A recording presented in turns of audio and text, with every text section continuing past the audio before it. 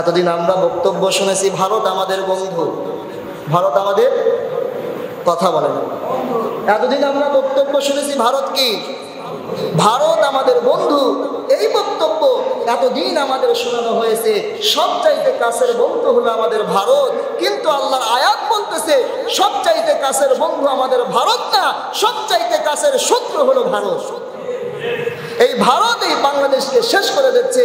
দেখেন পানিটা ছেড়ে ফেনী জেলা, কুমিল্লা জেলা, লক্ষ্মীপুর জেলা মানুষ কত অসহায় হয়ে গিয়েছে, তারা আমাদের উপর অত্যাচার জুলুম নির্যাতন করতেছে। সুতরাং ভারত আমাদের বন্ধু হতে পারে না, এই ভারত হলো আমাদের চরম শত্রু।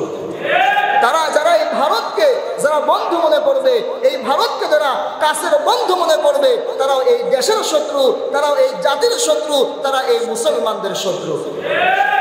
অনেক ছাত্র ভাইরা যাদের হাত নেই, যাদের পা নেই, চক্ষু পর্যন্ত নেই, অন্ধ হয়ে গিয়েছে, হাসপাতালের বেডে শুয়ে তারা কাতরাচ্ছে। দোয়া করি আল্লাহ তাআলা যেন তাদেরকে পরিপূর্ণ সুস্থতা দান করেন। সকলে পড়েন আমিন। সম্মানিত হাজিরিন, আমরা আল্লাহ পাক রব্বুল আলামিন আমাদেরকে ভালোবেসেছেন, মহব্বত করেছেন।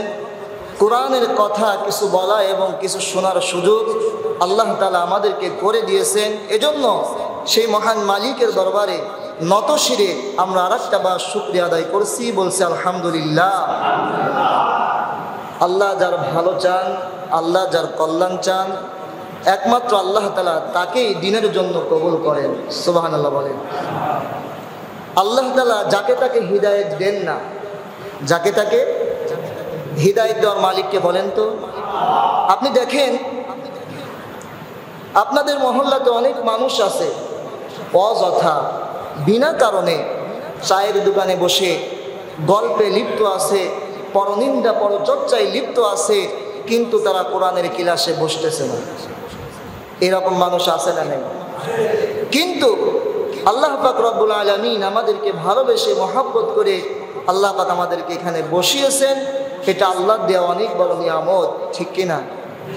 হিদায়াত দেওয়ার মালিককে আল্লাহ পাক রব্বুল আলামিন বলেন, ইন্নাকা লা তাহদি মান আহবাবতা ওয়ালাকিন্নাল্লাহা ইয়াহদি মান ইয়াশা। নবী, আপনি হিদায়াত দেওয়ার মালিক না, আমি আল্লাহ একমাত্র হিদায়াত দেওয়ার মালিক। আপনি যাকে ভালোবাসেন আপনি তাকে হিদায়াত করতে পারবেন না। আমি আল্লাহ যাকে ভালোবাসি একমাত্র আমি আল্লাহ তাকে হিদায়াত দান করি। সুবহানাল্লাহ বলেন। আমার ভাইরা, অনেক মানুষ তারা নামাজ আদায় না করে চায়ের দোকানে বসে বসে বলে আল্লাহ পাক তো আমাদেরকে হিদায়াত দেয় নাই, এই জন্য তো আমরা মসজিদে গিয়ে নামাজ আদায় করতে পারি না, আল্লাহ তো আমাদেরকে হিদায়াত দেন নাই। আমার ভাইরা, আমি সব জায়গায় কথা বলি, হিদায়াত পেতে হলে আগে আপনাকে আশা লাগবে। আগে আপনাকে, আরো জোরে বলে, চায়ের দোকানে বসে হিদায়াত পাওয়া যায় না, ঠিক কি না? যারা চায়ের দোকানে বসে বলে আল্লাহ তাআলা তো আমাদেরকে হিদায়াত দেয় নাই, আমরা নামাজ পড়তে যাই নাই, সেই সুযোগ আমাদের হয় নাই, এই কথা যারা বলে তারা টাটকা শয়তান। তারা কি ভাই? কারণ হিদায়াত পেতে হলে আগে আল্লাহর কাছে আশা লাগবে। এই যে আমরা নামাজ আদায় করলাম, নামাজের শুরুতে কিন্তু আমরা সূরা ফাতিহাকে তেলাওয়াত করেছি কি করি নাই? সূরা ফাতিহার ভিতরে বলেছি আলহামদুলিল্লাহি রাব্বিল আলামিন, সমস্ত প্রশংসা কার? আরো জোরে বলেন। আর রহমানির রহিম, তিনি পরম দয়ালু করুণাময়। মালিক ইয়াউমিদ্দিন, আল্লাহ আপনি বিচার দিবসের মালিক। ইয়্যাকা না'বুদু ওয়া ইয়্যাকা নাস্তাঈন, আল্লাহ আমরা আপনার ইবাদত করি, আপনার কাছে সাহায্য চাই। ইহদিনাস সিরাতাল মুস্তাকিম, আল্লাহ আপনি আমাদেরকে সিরাতাল মুস্তাকিমের পথ দেখান। ভাইরা আমার খেয়াল করেন, সর্বপ্রথম কিন্তু আমরা কার গুণগান করেছি? আরো জোরে বলেন। কয়েকটি আয়াতের ভিতরে আল্লাহ তাআলার গুণগান করার পরে এরপরে বলেছি ইহদিনাস সিরাতাল মুস্তাকিম, আল্লাহ আপনি আমাদের সিরাতাল মুস্তাকিমের পথ দেখান।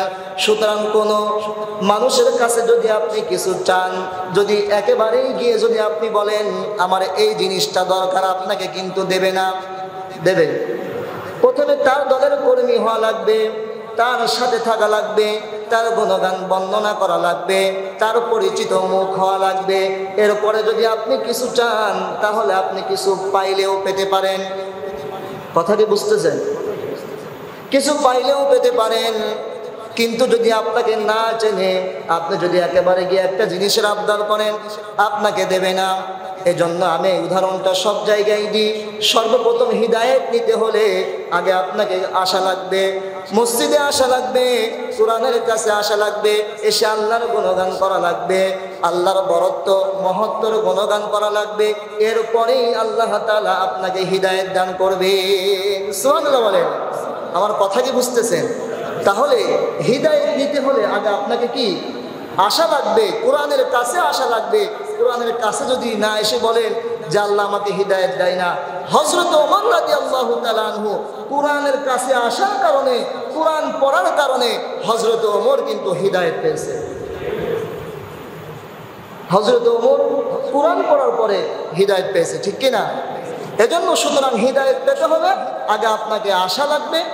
এজন্য দোয়া করছি আল্লাহ তাআলা যেন এই কোরআনের আলোচনা থেকে আমরা যেই শিক্ষাটা নেব, আল্লাহ তাআলা যেন আমাদের বাস্তব জীবনে আমল করার তৌফিক দান করেন। সকলে পড়েন আমিন।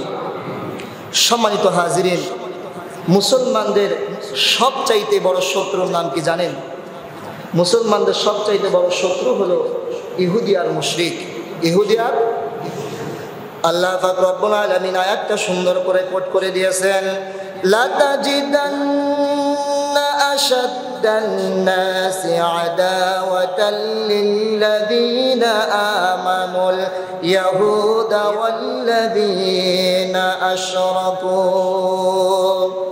আল্লাহ পাক বলেন, ইমানদারদের সাথে শত্রুতার ক্ষেত্রে তুমি ইহুদি ও মুশরিকদের পাবে সবচাইতে বেশি উগ্র।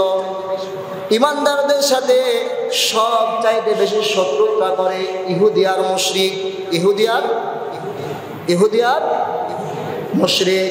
কোন ইহুদি আমাদের বন্ধু হতে পারে না, কোন মুশরিক আমাদের বন্ধু হতে পারে। তারা আমাদের চরম শত্রু। বলেছেন কে? আরো জোরে বলেন। সুতরাং যারা ইহুদিদেরকে বন্ধু মনে করবে, সুতরাং যারা মুশরিকদেরকে বন্ধু মনে করবে, তারা আল্লাহর বিধান লঙ্ঘন করেছে, তারা কাফির। এতদিন আমরা বক্তব্য শুনেছি ভারত আমাদের বন্ধু, ভারত আমাদের কথা বলে না। এতদিন আমরা বক্তব্য শুনেছি ভারত কি? ভারত আমাদের বন্ধু। এই বক্তব্য এতদিন আমাদের শোনানো হয়েছে। সবচাইতে কাছের বন্ধু হলো আমাদের ভারত, কিন্তু আল্লাহর আয়াত বলতেছে সবচাইতে কাছের বন্ধু আমাদের ভারত না, সবচাইতে কাছের শত্রু হলো ভারত। এই ভারত এই বাংলাদেশকে শেষ করে দিচ্ছে। দেখেন পানিটা ছেড়ে ফেনী জেলা, কুমিল্লা জেলা, লক্ষ্মীপুর জেলা মানুষ কত অসহায় হয়ে গিয়েছে। তারা আমাদের উপর অত্যাচার জুলুম নির্যাতন করতেছে। সুতরাং ভারত আমাদের বন্ধু হতে পারে না, এই ভারত হলো আমাদের চরম শত্রু। তারা যারা এই ভারতকে যারা বন্ধু মনে করবে, এই ভারতকে যারা কাছের বন্ধু মনে করবে, তারাও এই দেশের শত্রু, তারাও এই জাতির শত্রু, তারা এই মুসলমানদের শত্রু। সুতরাং কোন ইহুদি কোন মুশরিক আমাদের বন্ধু হতে পারে, তারা আমাদের শত্রু। বলতেছেন কে? আরো জোরে বলেন। এজন্য কোন ইহুদিকে কোন মুশরিককে বন্ধু হিসেবে গ্রহণ করা যাবে। সম্মানিত হাজিরিন, এতটুকু মেসেজ আমি আপনাদেরকে দিলাম। এবার আসুন সরাসরি কোরআনের আয়াতের ভিতরে যাই।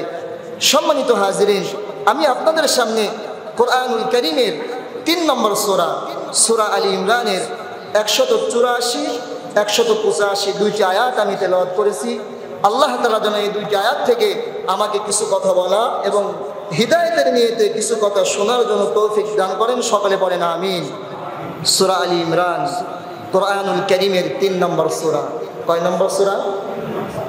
আল্লাহ রাসূল সাল্লাল্লাহু আলাইহি ওয়াসাল্লাম বলেছেন, যারা সূরা বাকারা আর সূরা আলী ইমরান যারা তেলাওয়াত করে, কিয়ামতের ময়দানে সূরা আলী ইমরান আর সূরা বাকারা তাদের পক্ষে সাক্ষী দিয়ে জান্নাতে নিয়ে যাবে।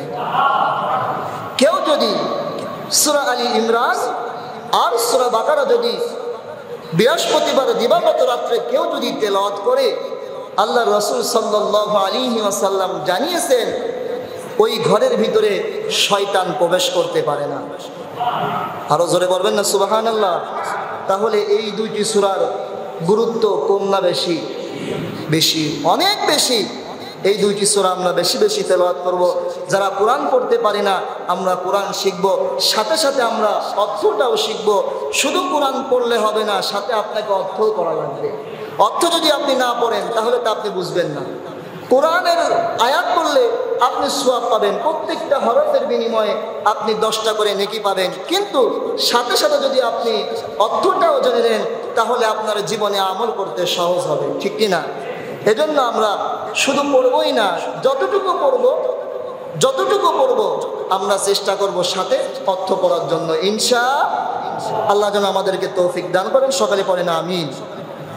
সম্মানিত হাজিরিন, আল্লাহ পাক ইরশাদ করতেছেন, فَإِن كَذَّبُوكَ فَقَدْ كُذِّبَ رُسُلٌ مِّن قَبْلِكَ جَاءُوا بِالْبَيِّنَاتِ وَالزُّبُرِ وَالْكِتَابِ الْمُنِيرِ। আল্লাহ তাআলা ইরশাদ করেন, হে মুহাম্মদ, যদি এরা তোমাকে মিথ্যা বলে থাকে তাহলে তোমার পূর্বে বহু রাসূলকে মিথ্যা বলা হয়েছে। নাউজুবিল্লাহ বলে। আল্লাহর রাসূল সাল্লাল্লাহু আলাইহি ওয়াসাল্লামকে মিথ্যাবাদী বলা হয়েছে কি হয় নাই? কথার উত্তর দেন ভাই। আল্লাহর রাসূলকে আবু জেহেল মিথ্যাবাদী উপাধি দিয়েছে কি দেয় নাই? আল্লাহর রাসূলকে কবি বানানো হয়েছে, সাহিত্যিক বানানো হয়েছে, গণক বানানো হয়েছে, আল্লাহর রাসূলকে মিথ্যাবাদী বানানো হয়েছে।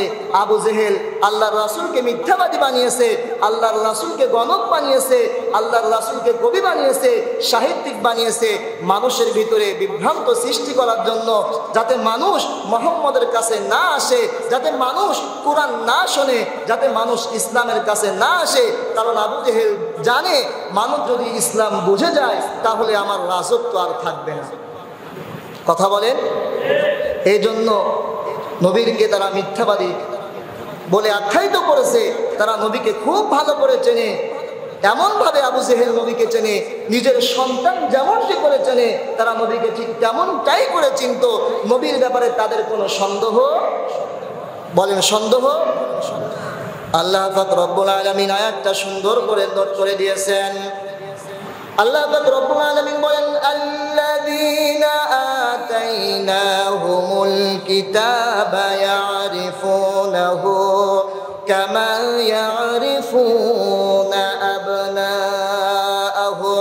তারা নবীকে এমনভাবে চিনত, নিজের সন্তানকে চিনার ব্যাপারে ভুল হলেও তারা নবীকে চিনার ব্যাপারে তাদের কোনো ভুল ছিল না। সুবহানাল্লাহ বলেন। তারা নবীকে অস্বীকার করেছে, তার পিছনে কারণ হলো একটা। সেই কারণটা হলো আবু জেহেল যদি মুহাম্মদকে নেতা হিসেবে মেনে নেয় তাহলে তার রাজত্ব ক্ষমতার বাদশাহী থাকবে। আরো জোরে বলেন। তাদের যে কর দেয়, অর্থ দেয়, এটাও দেয়া বন্ধ হয়ে যাবে। আবু জেহেল চিনার পরেও, জানার পরেও ক্ষমতার লোভে আবু জেহেল অস্বীকার করেছে। আজ আমরা পৃথিবীতে দেখেছি মানুষ ক্ষমতার লোভে, টাকার লোভে, অর্থর লোভে কোরআনের আয়াতকে অস্বীকার করে। এই বাংলার জমিনে আছে না নাই? আমার ভাইরা, আল্লাহ পাক রব্বুল আলামিন পৃথিবীতে 1,24,000 পয়গম্বর পাঠিয়েছেন। আল্লাহ পাক রব্বুল আলামিন ইরশাদ করেছেন, ওয়ালাকাদ বা'আসনা ফি কুল্লি উম্মাতির রাসূলান আন ইবুদুল্লাহা ওয়াজতানিবুত তাগুত। জোরে বলেন আল্লাহু আকবার। আল্লাহ পাক রব্বুল আলামিন বলেন, আমি আল্লাহ 1,24,000 পয়গম্বর আমি আল্লাহ পৃথিবীতে পাঠিয়েছি। প্রত্যেকটা নবী, প্রত্যেকটা রাসূল তার কওমের কাছে এসে একই দাওয়াত দিয়েছে, তোমরা এক আল্লাহর গোলামি করো, এক আল্লাহর দাসত্ব করো, আল্লাহ ছাড়া আর কোনো মাবুদ নাই, আল্লাহ ছাড়া আর কোনো ইলাহা নাই। ওয়াজতানিবুত তাগুত, আর তাগুতকে তোমরা কখনো অনুসরণ করবা না। কথা বলেন ঠিক কিনা? আমার ভাইরা, তাগুত কি? আল্লাহর বিধানকে বাদ দিয়ে যারা অন্য বিধান কায়েম করে, আল্লাহর বিধানকে বাদ দিয়ে যারা মানব রচিত বিধান মানে, সংবিধান মানে, ওটার নামই হলো তাগুত। ওটাকে যারা অনুসরণ করবে, ওর পক্ষে যারা থাকবে তাদের ঈমান থাকবে না। আমার ভাইরা, প্রত্যেকটা জাতির কাছে আল্লাহ পাক রব্বুল আলামিন নবী রাসূল পাঠিয়েছেন কি পাঠান নাই? আরো জোরে বলেন। আল্লাহ পাক রব্বুল আলামিন ফেরাউনের কাছে হযরতে মূসা আলাইহিস সালামকে পাঠিয়েছেন। সুবহানাল্লাহ বলেন, আরো জোরে বলেন না সুবহানাল্লাহ। হযরতে মূসা আলাইহিস সালামকে আল্লাহ পাক রব্বুল আলামিন ফেরাউনের কাছে পাঠিয়েছেন দাওয়াত দেওয়ার জন্য, আল্লাহ তাআলার একত্ববাদের দাওয়াত দেওয়ার জন্য। আল্লাহ তাআলা একক, দ্বিতীয় তার কোনো শরীক নাই।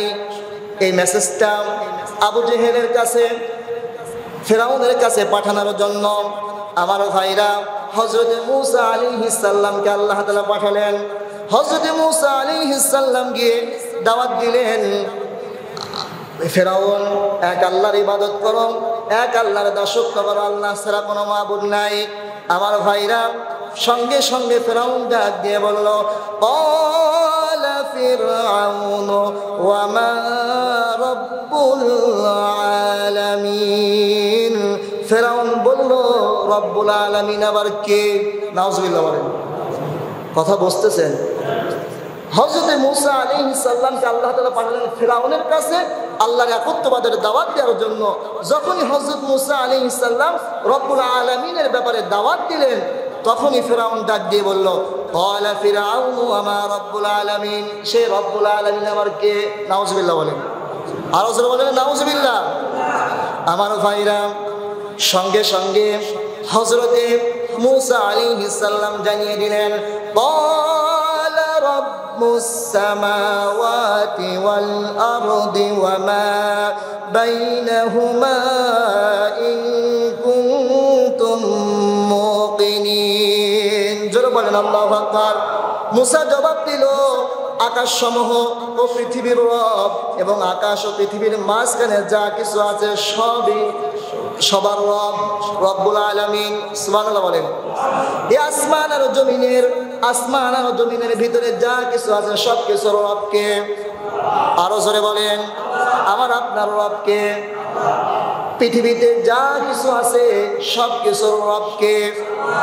ফেরাউন ডাক দিয়ে বলল, রব্বুল আলামিন আবার কে? মূসা আলাইহিস সালাম সঙ্গে সঙ্গে জানিয়ে দিলেন, এই আসমান আর জমিনের ভিতরে যা কিছু আছে, আসমান আর জমিনের ভিতরে যা কিছু সৃষ্টি করেছে সব কিছুই করেছেন রব্বুল আলামিন। সুবহানাল্লাহ বলেন। আমার ভাইরা, এই যে আমরা ফসল উৎপাদন করি, এই ফসলটা দেয় কে? আপনি যতই সার দেন না কেন, যতই কীটনাশক ব্যবহার করেন না কেন, রব্বুল আলামিন যদি না দেয় তাহলে ফসল কিন্তু হবে। আমার ভাইরা, আল্লাহ পাক রব্বুল আলামিন বলেন, সব কিছুর ক্ষমতা আমার হাতে, সব কিছুর মালিক আমি যাকে ইচ্ছা তাকে ক্ষমতা দান করি, যাকে ইচ্ছা তাকে ক্ষমতা থেকে আমি আল্লাহ নামিয়ে দিই। সুবহানাল্লাহ বলবেন না? আল্লাহ পাক রব্বুল আলামিন বলেন, কুলিল্লাহুম্মা মালিকাল মুলকি তুতিল মুলকা মান তাশা ওয়া তানজিউল মুলকা মিম্মান তাশা ওয়া তুইজ্জু মান তাশা ওয়া তুযিল্লু মান তাশা বিয়াদিকাল খায়র ইন্নাকা আলা কুল্লি শাইইন কাদির। জোরে বলেন আল্লাহু আকবার। আল্লাহ পাক বলেন, আমি আল্লাহ যাকে ইচ্ছা তাকে রাষ্ট্রীয় ক্ষমতা আমি আল্লাহ দান করি, আর যাকে ইচ্ছা আমি আল্লাহ রাষ্ট্রীয় ক্ষমতা থেকে আমি আল্লাহ নামিয়ে দিই। ক্ষমতা দিয়েছিলেন কে? আরো জোরে বলেন। ক্ষমতা থেকে লাঞ্ছিত অবস্থায়, অপমানিত অবস্থায় নামিয়ে দিয়েছেন কে? আরো জোরে বলেন। এমন অপমান ভাবে নামিয়েছে, বাংলার জমিনের একটা কোনাও কিন্তু তার ঠাঁই হয় না, একেবারে নয়াদিল্লি গিয়ে পড়েছে। ঠিক কিনা? কত বড় বড় কথা ক্ষমতার দাপটে, কত বড় বড় কথা ক্ষমতার দাপট দেখিয়ে নিরপরাধ আলেমদের উপর অত্যাচার করেছে, জুলুম করেছে, নির্যাতন করেছে, হাজার হাজার মানুষকে খুন করেছে, হাজার হাজার মানুষকে গুম করেছে। সম্মানিত হাজিরিন, রাতের বাসায় ঘুমাতে দেয় নাই, এমনভাবে অত্যাচার জুলুম নির্যাতন করেছে একমাত্র ক্ষমতাকে পেয়ে। আর ক্ষমতা যখন আল্লাহ পাক রব্বুল আলামিন ছিনিয়ে নিয়েছেন, এই বাংলার জমিনে তার কোনো ঠাঁই হয় নাই। আমার ভাইরা, এখান থেকে শিক্ষা নিতে হবে, ক্ষমতার অপব্যবহার যারাই করবে তাদের ধ্বংস অনিবার্য, ধ্বংস তাদের হবেই হবে, কেউ ঠেকাতে পারবে না। সুতরাং ক্ষমতার অপব্যবহার করা যাবে। ক্ষমতা দিয়েছিলেন কে? আবার লাঞ্ছিত করেছেন কে? আল্লাহ পাক বলেন, আমি যাকে ইচ্ছা তাকে ক্ষমতা দান করি, যাকে ইচ্ছা আমি আল্লাহ ক্ষমতা থেকে নামিয়ে দিই, যাকে ইচ্ছা তাকে আমি আল্লাহ ইজ্জত দান করি, যাকে ইচ্ছা তাকে আমি আল্লাহ সম্মান দান করি, যাকে ইচ্ছা আমি আল্লাহ বেইজ্জতও করি। ইন্নাকা আলা কুল্লি শাইইন কাদির, সমস্ত ক্ষমতার অধিকারী আমি আল্লাহ। সুবহানাল্লাহ বলেন আমার ভাইরা। তাহলে হযরতে মূসা আলাইহিস সালাম ফেরাউনকে দাওয়াত দিলেন। ফেরাউন বলল, রব্বুল আলামিন আবার কে? এবার মূসা আলাইহিস সালাম উত্তর দিলেন, আসমান আর জমিনের ভিতরে যা কিছু আছে সব কিছুর রব। আমার কথা কি বুঝছেন? সব কিছুর রব। এরপরে দেখেন ফেরাউন কি বলে। ফেরাউন ডাক দিয়ে বলল, ক্বালা লিমান হাওলাহু আলা তাসতামিউন। ফেরাউন তার আশেপাশের লোকদেরকে বলল, তোমরা কি শুনছো মূসা কি বলে? কেউ যদি কোনো কথা বলে, দেখবেন যারা ক্ষমতায় থাকে তার আশপাশে শাগরেদ থাকে কি থাকে না? অনেক শাগরেদ থাকে, অনেক তেল মারার লোকও থাকে। ফেরাউন তাদেরকে ডাক দিয়ে বলতেছে, দেখো মূসা কি বলে, তোমরা কি শুনতেছো কিনা? এরপরে হযরত মূসা আলাইহিস সালাম ডাক দিয়ে বললেন, ক্বালা রাব্বুকুম ওয়া রাব্বু আবাইকুমুল আউয়ালিন। মূসা বলল, তোমাদের রব এবং তোমাদের বাপ দাদার রব হলেন আল্লাহ। সুবহানাল্লাহ বলেন, তোমাদের রব আল্লাহ, তোমাদের বাপ দাদার রব হলেন আল্লাহ। তোমাদেরকে যিনি সৃষ্টি করেছেন, তোমাদের বাপ দাদারকেও তিনি সৃষ্টি করেছেন। সুবহানাল্লাহ বলেন। এরপরে ফেরাউন কি বলে শোনেন। ফেরাউন সঙ্গে সঙ্গে ডাক দিয়ে বলল, ক্বালা ইন্না রাসূলাকুমুল্লাযী উরসিলা ইলাইকুম লামাজনুন। ফেরাউন উপস্থিত লোকদেরকে ডাক দিয়ে বলল, দেখো মূসা পাগল হয়েছে। নাউজুবিল্লাহ বলেন। দেখো মূসা কি হয়েছে? পাগল হয়েছে।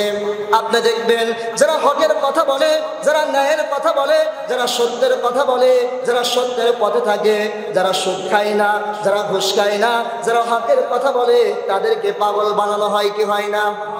তাদেরকে পাগল সাজানো হয়। হযরত মূসা আলাইহিস সালামকে ফেরাউন ডাক দিয়ে বলল, দেখো মূসা তো পাগল হয়েছে।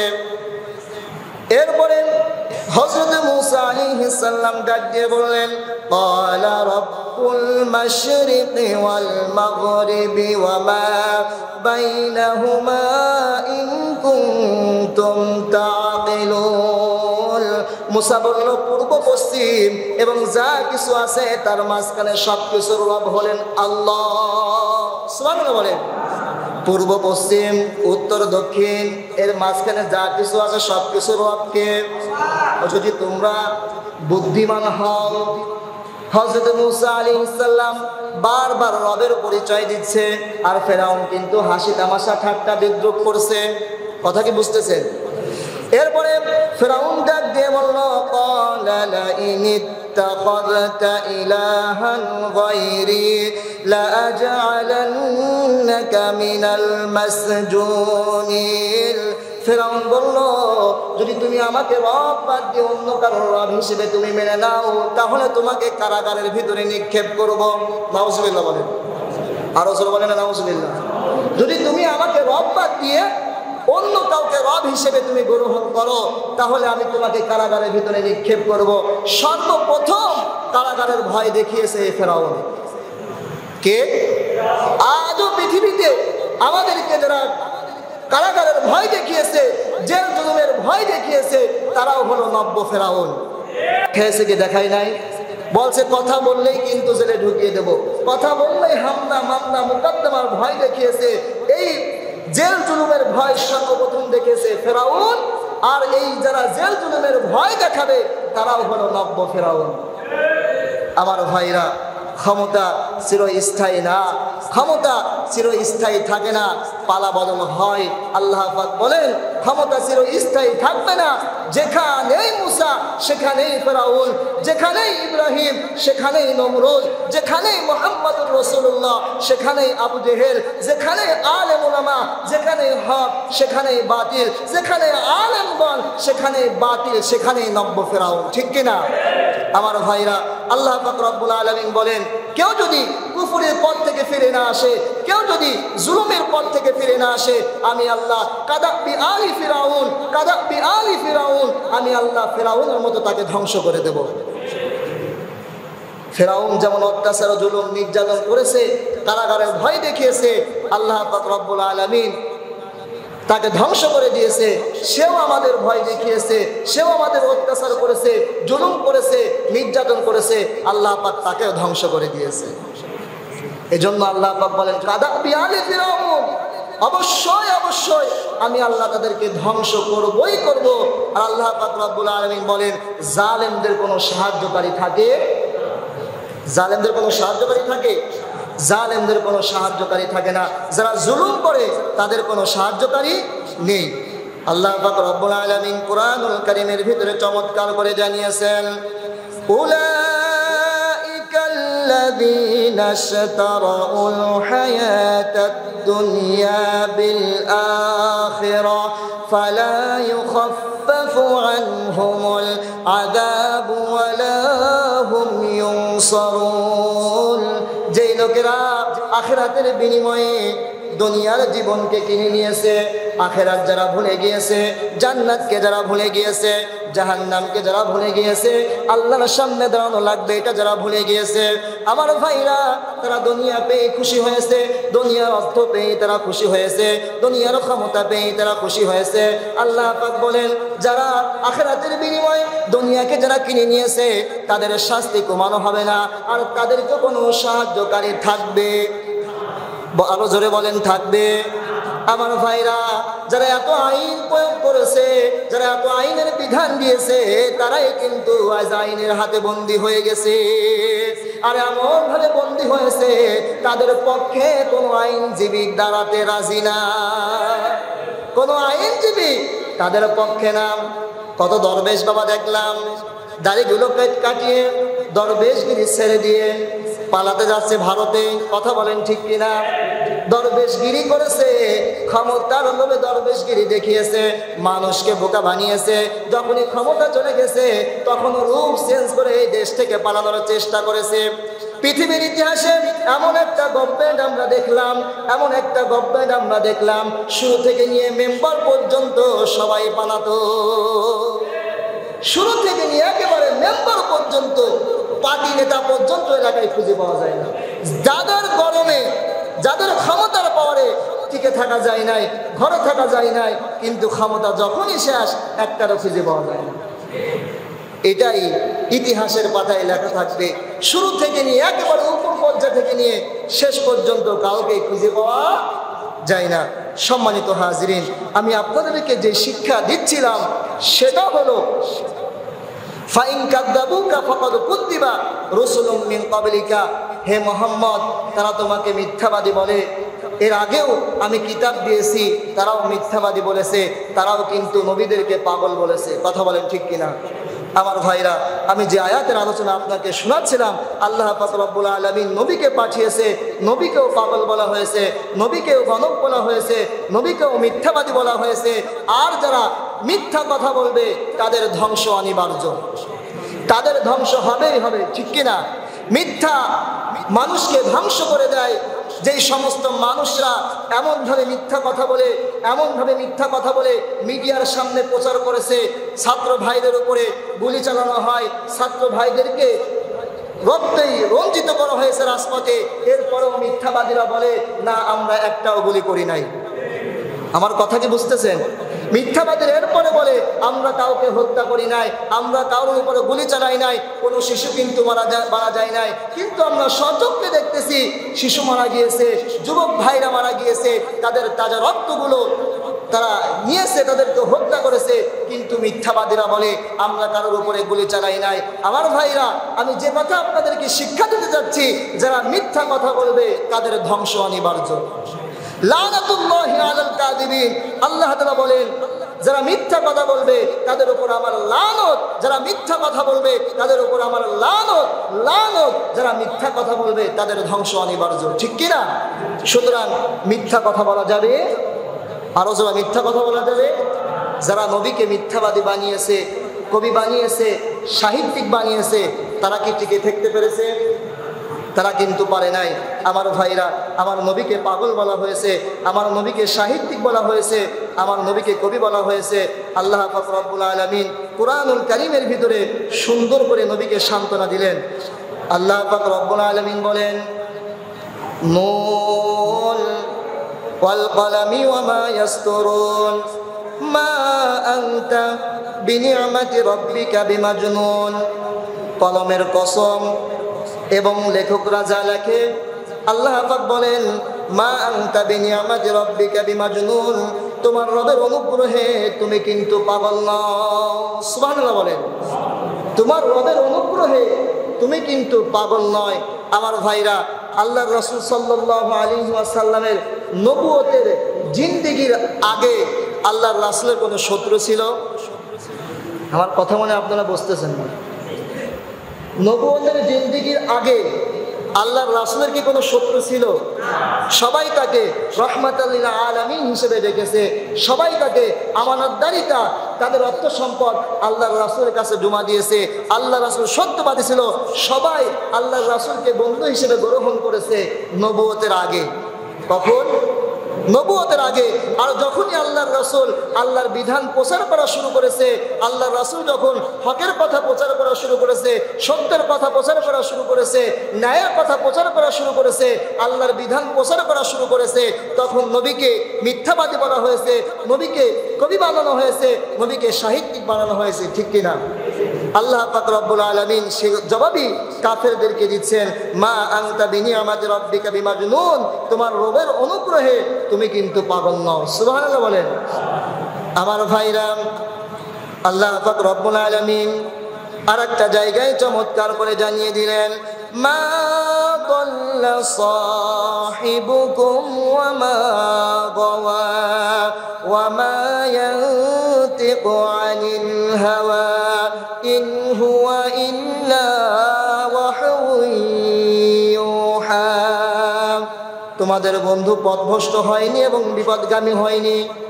মক্কা নগরে মক্কাবাসীরা নবুয়তের আগে নবীকে বন্ধু হিসেবে গ্রহণ করেছে, সাথী হিসেবে গ্রহণ করেছে। যখনই আল্লাহর রাসূল কোরআন প্রচার করা শুরু করেছে, আল্লাহর রাসূলকে তারা মিথ্যাবাদী বানিয়েছে, আল্লাহর রাসূলকে বিপদগামী বানিয়েছে।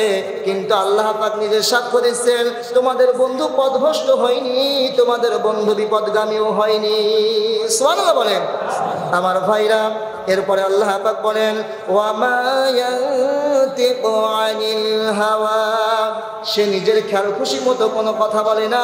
ইন হুয়া ইল্লা ওয়াহয়ুন ইউহা, সে যা কিছু বলে একমাত্র রবের পক্ষ থেকেই বলে। সুবহানাল্লাহ বলে। সে যা কিছু বলে একমাত্র রবের পক্ষ থেকেই বলে। আমার ভাইরা, আবু জেহেল নবীকে মিথ্যাবাদী বলেছে, কবি বলেছে, সাহিত্যিক বলেছে, এর বিপক্ষে আল্লাহ তাআলা জবাব দিচ্ছেন। জবাব দিচ্ছেন কে? আরো জোরে বলেন। আল্লাহ তাআলা আরেকটা জায়গায় বলেন, ওয়া মা সাহিবুকুম বিমাজনুন, হে মক্কাবাসীরা, তোমাদের সাথে কিন্তু পাগল নয়, মুহাম্মদ কিন্তু পাগল নয়। সুবহানাল্লাহ বলেন।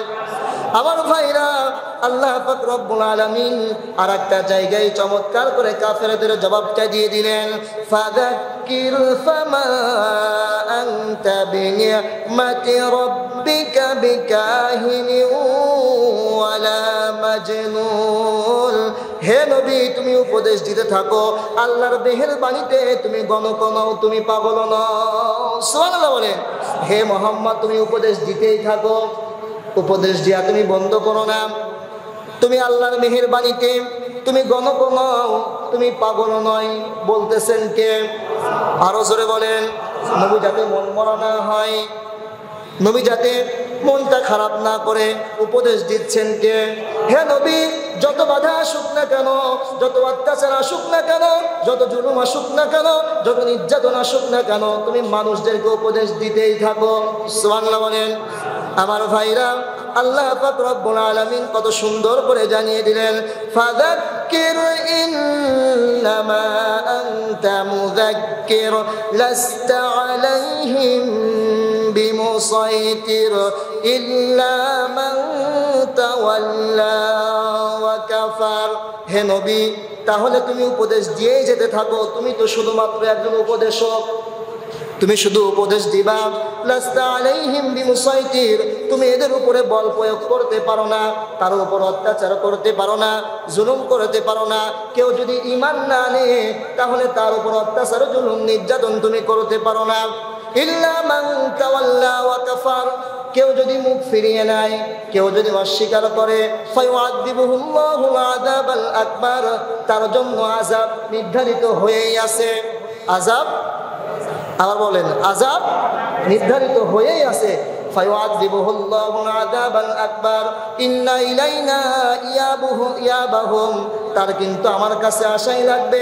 সুম্মা ইন্না আলাইনা হিসাবাহুম, আমি কিন্তু তার কাছ থেকে হিসাব নেবই নেব। সুবহানাল্লাহ বলেন। কেউ যদি উপদেশ না মানে তাহলে তার উপরে তুমি জোর প্রয়োগ করবা, জোর প্রয়োগ করবা। আমি আপনাকে উপদেশ দিচ্ছি, আপনি যদি না মানেন আমার কিছু করার আছে?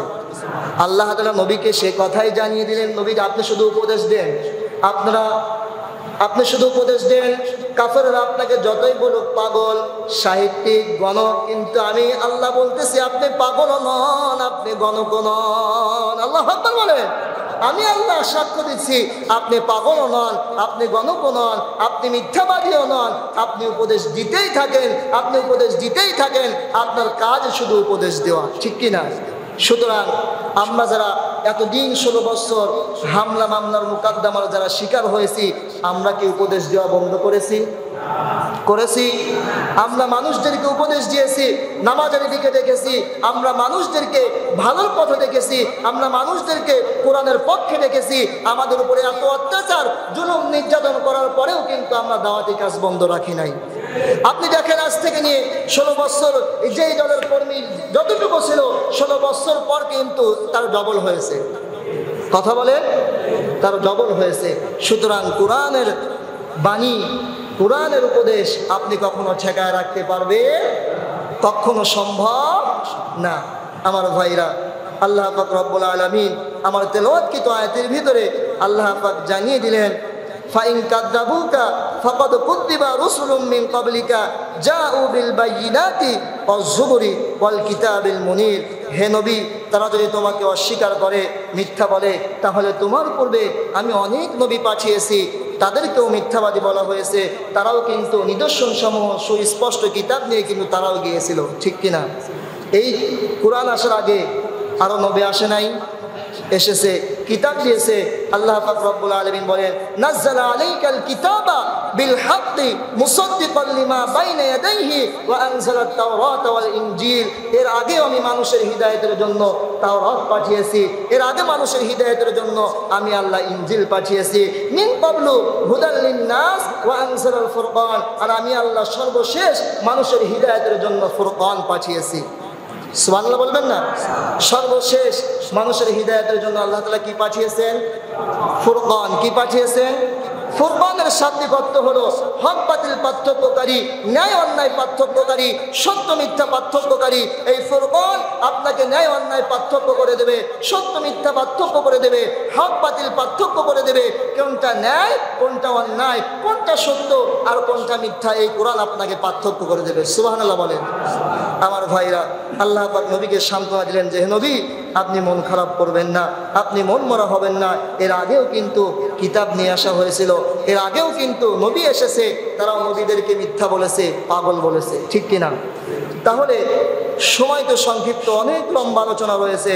আমি আপনাদের সামনে শুধু একটি আয়াতের কথাই এইটু শিক্ষা দিলাম যে, নবীকে যারা অস্বীকার করে তারা কখনো মুমিন মুত্তাকি হতে পারে। আল্লাহ তাআলা নবীকে সান্ত্বনা দিচ্ছেন, আপনাকে পাগল বলবে, কবি বলবে, সাহিত্যিক বলবে, আপনি কখনো উপদেশ দেওয়া বন্ধ করবে? উপদেশ দেওয়া বন্ধ করবে না। আমার ভাইরা, আমাদের উপরে এত অত্যাচার, এত জুলুম, এত নির্যাতন, এরপরেও কিন্তু দাওয়াত বন্ধ।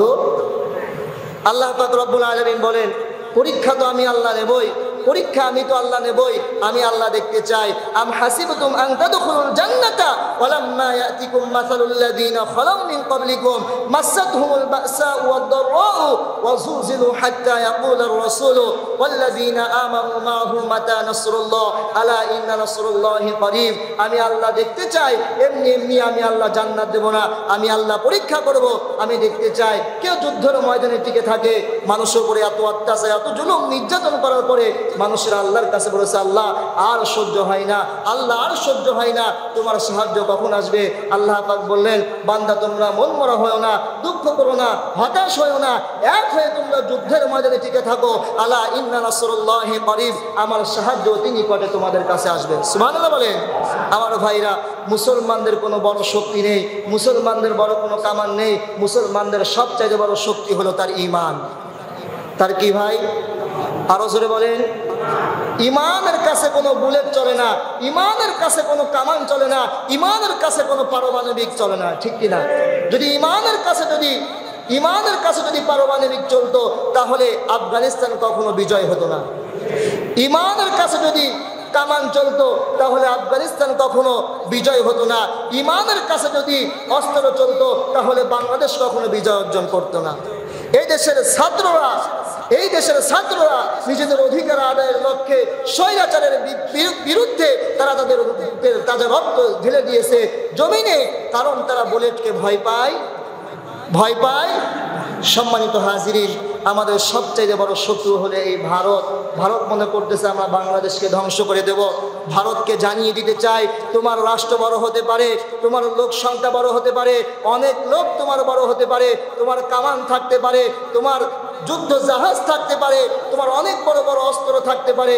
আমাদের বাংলাদেশের মানুষ বড় কোনো অস্ত্র নাই, আমাদের বড় কোনো কামান নাই, কিন্তু আমাদের একটা জিনিসই আছে, তার নাম হলো ঈমান। তার নাম কি ভাই?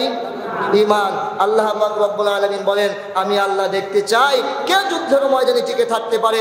তোমরা এক হয়ে যুদ্ধের ময়দানে তোমরা টিকে থাকো, ঈমান নিয়ে তোমরা যুদ্ধের ময়দানে টিকে থাকো, আমি আল্লাহ তোমাদের বিজয় দান করব। ওয়ালা তাহিনু ওয়ালা তাহজানু ওয়া আনতুমুল আলাউনা ইন কুনতুম মুমিনিন। তোমাদের কোনো ভয় নেই, তোমাদের কোনো দুঃখ নেই, বিজয় তোমাদেরই আসবে যদি তোমরা মুমিন হও। সুবহানাল্লাহ বলেন।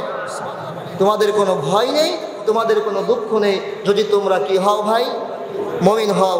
সম্মানিত হাজিরিন, সময় অনেক সংক্ষিপ্ত, তাহলে প্রথম আয়াতের শিক্ষা হলো, আল্লাহ তাআলা নবীকে বলতেছেন, হে নবী, তারা আপনাকে মিথ্যাবাদী বলবে, আপনি মন খারাপ করবেন না। এর আগেও অনেক নবী এসেছে, তাদেরকেও মিথ্যাবাদী বলা হয়েছে, আপনি কখনো মনে কষ্ট নেবেন। নবীকে সান্ত্বনা দিচ্ছেন কে? আলোচনা বলেন কে? এরপরে আল্লাহ পাক রব্বুল আলামিন কত চমৎকার করে জানিয়ে দিলেন, কুল্লু নাফসিন যায়িকাতুল মাউত।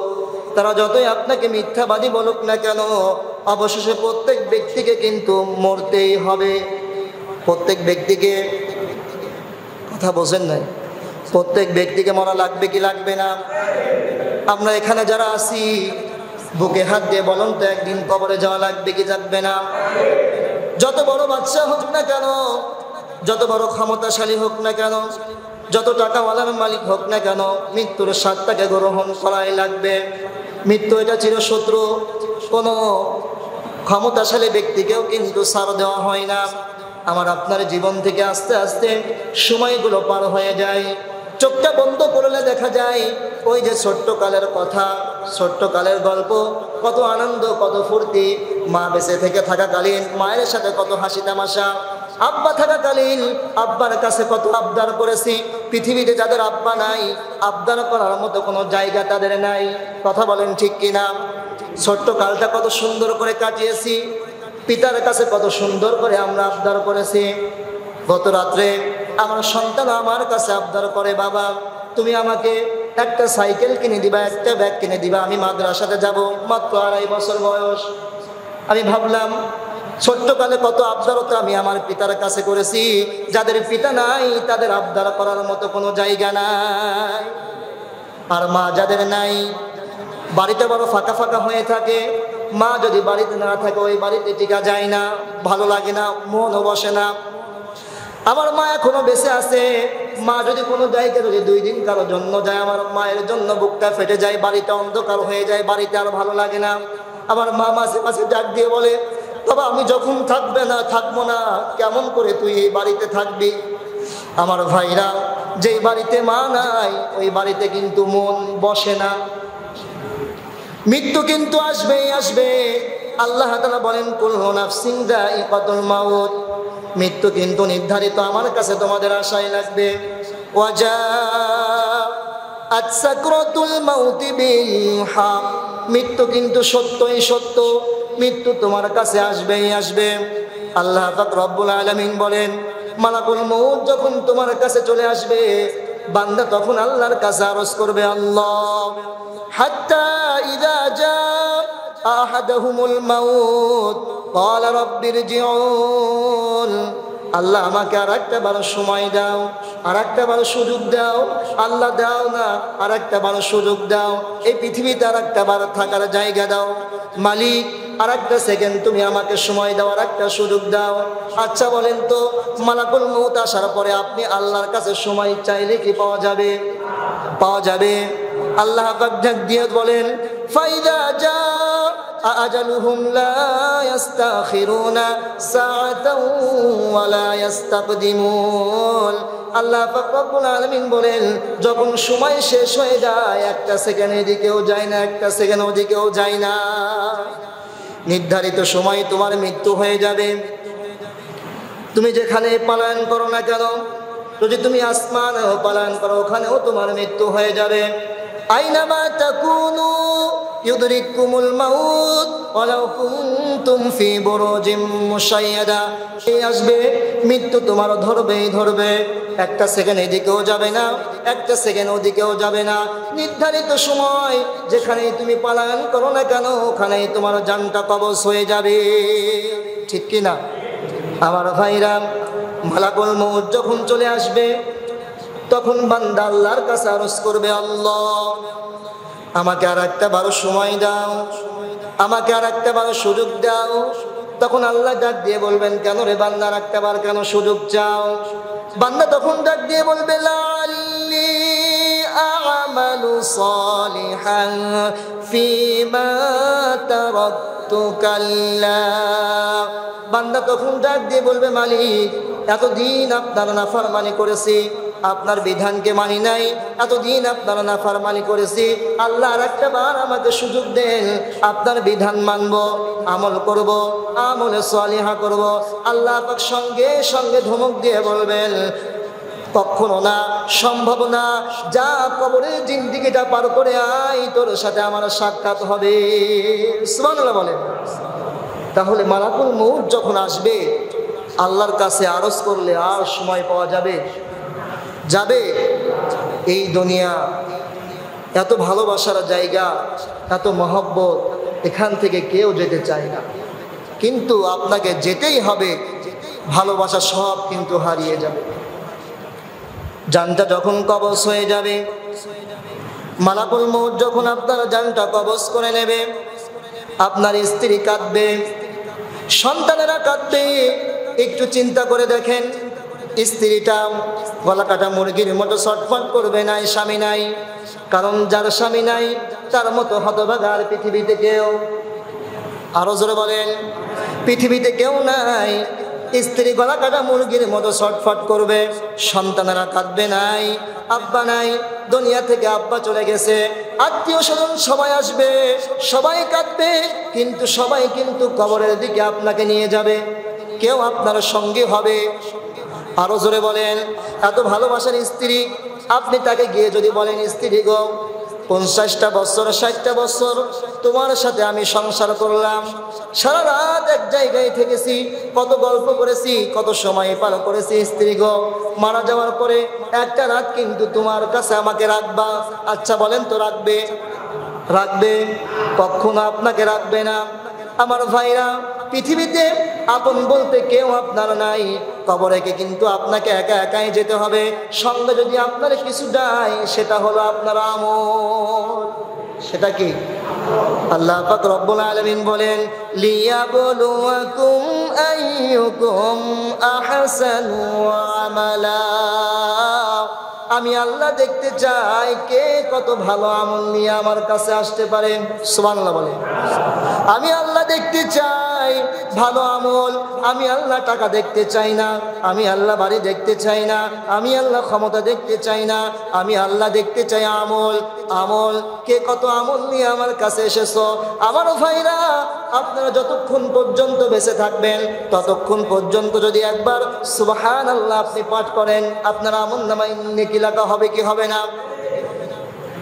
আপনি মারা যাওয়ার পরে আপনার আমলনামা সবকিছু বন্ধ হয়ে যাবে, নেকি কিন্তু আর লেখা হবে। আর আমল এমন একটা জিনিস, আমল কখনো কেউ কারোর কাছ থেকে ছিনতাই করতে পারে না। আপনার জায়গা আছে, জমি আছে, আপনার মারা যাওয়ার পরে উত্তরসূরি হিসেবে আপনার সন্তানরা পাবে কি পাবে না? কথা কি বুঝতেছেন? আপনার 5 বিঘে সম্পত্তি আছে, মারা যাওয়ার পরে আপনার সন্তানেরা কিন্তু এর অংশীদার হবে। কিন্তু আমল একটা এমন একটা আমল জিনিস, আপনি মারা যাওয়ার পরে কেউ ছিনতাই করে নিতে পারবে না। একমাত্র আমলই আপনার সঙ্গে যাবে। সম্মানিত হাজিরিন, আমি যে কথা আপনাদেরকে শিক্ষা দিচ্ছিলাম সেটা হলো কুল্লু নাফসিন যায়িকাতুল মাউত। মৃত্যু তোমার অবধারিত, মৃত্যু তোমার হবেই হবে। সুম্মা ইলাইনা তুরজাউন। সেই মালিকের কাছে কিন্তু ফিরে যাওয়াই লাগবে, মালিকের কাছে ফিরে যাওয়াই লাগবে। কেউ বাঁচবো না, কেউ থাকবো না। এই ছোট্ট এই জীবনে আমার আপনার হায়াত যখনই শেষ হয়ে যাবে, একটা সেকেন্ড এদিকেও আসবে না, একটা সেকেন্ড ওদিকেও। নির্ধারিত সময়, কার কখন কোথায় মৃত্যু হবে কেউ কিন্তু জানি। আরো জোরে বলেন। যেই মানুষটা সন্ধ্যার সময় জীবিত, যেই মানুষটা এশার সময় জীবিত, যেই মানুষটা রাত 12টার সময় জীবিত, যেই মানুষটা রাত 11টা 1টার সময় জীবিত, সেই মানুষটাই কিন্তু রাত 2টার সময় ইন্না লিল্লাহি ওয়া ইন্না ইলাইহি রাজিউন। 1টার সময় জীবিত, 2টার সময় নাই। ভালো মানুষ রাতের বেলা খানা খেয়ে ঘুমিয়েছে, সকালবেলা মৃত্যু নাই, দুনিয়াতে নাই। ভালো মানুষ কথা আপনার সাথে বলতে বলতে দুনিয়া থেকে বিদায়, আসে না নাই? ভালো মানুষ বাড়ি থেকে বের হয়ে গিয়েছে কিন্তু লাশ হয়ে বাড়িতে ফিরে। আমার ভাইরা, মৃত্যু অবধারিত, মালাকুল মউত আপনার কাছে আসবেই আসবে, কেউ বাঁচবো না। এজন্য আপনাকে আমল নিয়ে যেতে হবে। কি নিয়ে যেতে হবে? লিয়াবলুয়াকুম আইয়ুকুম আহসানু আমালা। আমি আল্লাহ হায়াত মউতের জন্যই দিয়েছি। আমি আল্লাহ দেখতে চাই কে কত ভালো আমল নিয়ে আমার কাছে আসে। সুবহানাল্লাহ বলেন। এজন্য আপনারা বেশি বেশি আমল করবেন ইনশাআল্লাহ। আপনি যদি 2 রাকাত নামাজ বেশি পড়েন কোনো সমস্যা, আপনি যদি একবার সুবহানাল্লাহ পাঠ করেন, আপনার আমলনামায় নেকি লেখা হবে কি হবে না? আপনি যেই কাজটা করবেন রাসূলের সুন্নাহ মোতাবেক করবেন, ওটাই আপনার আমল। আপনি রাস্তা দিয়ে হাঁটতেছেন, ডান পাশ দিয়ে হাঁটেন, জিকির করতে করতে যান। আপনি ব্যবসা করতেছেন, আল্লাহর রাসূলের সুন্নাহ মোতাবেক আপনি ব্যবসা করেন। আপনি ঘুমাবেন, রাতের বেলা ওযু করে আপনি দোয়া পড়ে ঘুমান, সারা রাত আপনার আমলনামায় নেকি লেখা হবে। আপনি খানা খাবেন, এই খানাটা খাওয়ার সময় দস্তরখানে বিছিয়ে খানা খান, দোয়া পড়ে খান, এটাও একটা আমল। খাওয়ার শেষে আপনি দোয়া পড়েন, এটাও একটা আমল। আপনি যা কিছু করেন না কেন নবীর সুন্নত মোতাবেক যদি করেন, ওটাই কিন্তু আপনার আমল। সুবহানাল্লাহ বলেন। আপনি যদি নবীর সুন্নাহ মোতাবেক যা কিছু করেন না কেন, ওটাই আপনার আমল, ওটাই আপনার আমলনামায় লেখা হবে। তাহলে যে কথা শিক্ষা দিচ্ছিলাম, কুল্লু নাফসিন যায়িকাতুল মাউত, প্রত্যেক প্রাণীকে মৃত্যুর স্বাদ। এজন্য আল্লাহর রাসূল জানিয়েছেন, আকসিরু যিকরা হাযিহি মিন লাযযাতিল মাউত। তোমরা অধিক পরিমাণে মৃত্যুকে স্মরণ করো, কেননা মৃত্যু দুনিয়ার স্বাদকে ধ্বংস করে যায়। যে যত বেশি মৃত্যুর চিন্তা করে তার দুনিয়ার ভালো লাগে না। যে যত বেশি মৃত্যুর চিন্তা করে তার কিন্তু ক্ষমতা ভালো লাগে না। যে যত বেশি মৃত্যুর কথা চিন্তা করে তার কাছে গাড়ি বাড়ি কোনো কিছুই ভালো লাগে না। তার চিন্তা আমাকে যেতে হবে, ঠিক কিনা? খালি হাতে যেতে হবে, 3 টুকরা কাফনের কাপড় নিয়ে আমাকে যেতে হবে। ধনী বলেন আর গরিব বলেন, রিক্সা চালক বলেন আর যাই বলেন না কেন, শেষ সময় কিন্তু 3 টুকরো কাপড়ই আপনার নির্ধারিত। টাকা পয়সা কোনো কিছুই সঙ্গে যাবে। এজন্য আমল করবেন। এরপরে আল্লাহ পাক বলেন ওয়া ইন্নামা তুওয়াফাউনা উজুরাকুম ইয়াউমাল কিয়ামাহ, তোমরা সবাই কিয়ামতের দিন নিজের পূর্ণ প্রতিদান লাভ করবে। আপনি দুনিয়াতে যা কিছু করেন না কেন এর প্রতিদান দেবেন কে? কোন দিন দেবেন? কিয়ামতের দিন। কোন দিন? আরো জোরে বলেন। দুনিয়া আপনি যে কাজটাই করেন না কেন এর প্রতিদান কিন্তু আল্লাহ পাক কিয়ামতের ময়দানে আপনাকে দেবেন। আপনি যদি দুনিয়াতে ভালো কাজ করেন এর প্রতিদান আছে না নাই? এর প্রতিদানটা কি? জান্নাত। আপনি যদি খারাপ কাজ করেন এর প্রতিদান হবে। আরো জোরে বলেন। আল্লাহ পাক বলেন তোমরা যে যা কিছু করো না কেন এর প্রতিদান কিন্তু কিয়ামতের ময়দানে দেয়া হবে। আল্লাহ পাক রব্বুল আলামিন বলেন কিয়ামতের ময়দানে যখন বান্দাকে আমলনামা দেয়া হবে, কি দেয়া হবে? আমলনামা যখন দেয়া হবে তখন বান্দাকে বলা হবে ইকরা কিতাবাকা কাফা বিনাফসিকাল ইয়াউমা আলাইকা হাসিবা, পড়ো তোমার আমলনামা পড়ো, তোমার আমলনামা পড়ার জন্য আজ তুমি নিজেই যথেষ্ট। সুবহানাল্লাহ বলেন। বান্দার যখন আমলনামা দেয়া হবে দুনিয়াতে কি কোথায় করেছি, রাতের অন্ধকারে কোথায় চুরি করেছি, রাতের অন্ধকারে কোথায় জুলুম করেছি, কোথায় নির্যাতন করেছি, কার জমি কতটুকু আত্মসাৎ করেছি, কয় রাকাত তাহাজ্জুদ করেছি, কয়বার সুবহানাল্লাহ বলেছি, কয়বার নফল নামাজ পড়েছি, সব কিছু ওই আমলনামার ভিতরে লিপিবদ্ধ করা থাকবে। সুবহানাল্লাহ বলেন। বান্দা যখন আমলনামাটা হাতে পাবে বান্দা তখন বলবে মালি হাদাল কিতাব লা ইউগাদিরু সগীরাতান ওয়ালা কাবীরাতান ইল্লা আহসাহা। বান্দা তখন বলবে আর কেমন আমলনামা, কেমন আমলনামা, আমার ছোট বড় গুনাহ কোনো কিছুই তো বাদ নাই, এ আবার কেমন আমলনামা। আল্লাহ পাক রব্বুল আলামিন সেই দিন বান্দা অস্বীকার করবে আল্লাহ এটা আমি করি নাই, এই অন্যায় আমি করি নাই, এই গুনাহ আমি করি নাই। আমলনামা দেখার পরেও বান্দা অস্বীকার করবে। কি করবে ভাই? সবাই বলেন। আমলনামা দেখার পরেও বান্দা অস্বীকার করবে আল্লাহ এই গুনাহ তো আমি করি নাই, আল্লাহ এই কাজটা তো আমি করি নাই, বান্দা অস্বীকার করবে। তখন আল্লাহ পাক কি করবেন জানেন? আল্লাহ পাক তখন আপনার জবানটা বন্ধ করে দেবেন। জবানটা কি করে দেবেন? আরো জোরে বলেন। জবানটা আল্লাহ পাক বন্ধ করে দেবেন।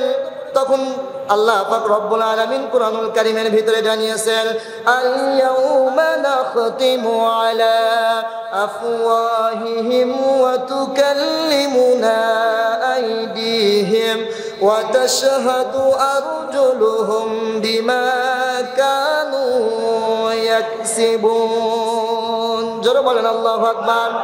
আল্লাহ আপনার মুখটা বন্ধ করে দেবেন।